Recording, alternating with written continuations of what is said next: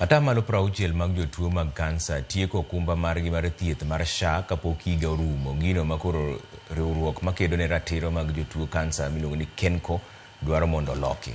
Jotelo mag riwruogno mane ochopo e nyim komiti mar thieth e od bura koni gi kwan mar jotuo mag kansa mamedore higa ka higa, nengo mar thieth koro winjo ket manyalo konyo jotuogo.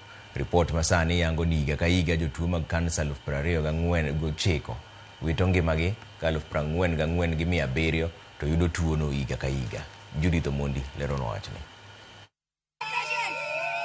Ma ne ng'anyo mar jotuo mag kansa mane obagie chak dwe mar 10 higani kane gisundo piny owacho mondo miyo bug agulu mar SHA e thieth mar tuo mar kansa. Wagonjwa wanakufa huko nje, tunaumia. E ng'anyo ni ne gichwalo ng'ur maggi ne migawo mar thieth, okumba mar thieth mar SHA kaachiel kod od bura.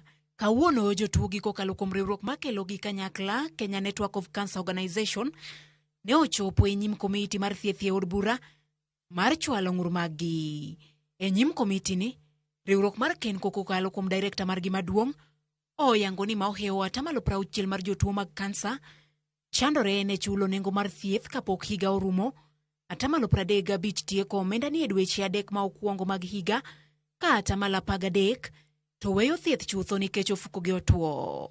So when the coffers are empty for primary healthcare fund, when the coffers are empty for ECCIF fund, that is could be the reason why the facilities are grappling, because the facilities will keep taking you round and round and round. So as a patient, you think at the back of your mind that you should be accessing the 150,000 Kenya shillings, but it is not there. So the coffers should match the document of UHC. Report makenko chwalo e od bura bende koni anyuola mag jotuo mag kansa osedonjo e chan kaluwore ni mondo iket jatuo mar kansa mangima e higa achiel kende nyaka ikri mar bedo kod maromo $3.8 million. There is some lining, silver lining, that we all know the problem, and we have identified the problem.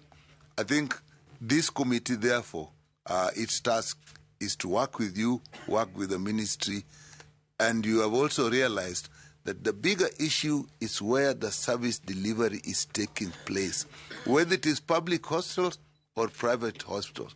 And there are two areas where people do not have information. The public don't have information, the service providers don't have information.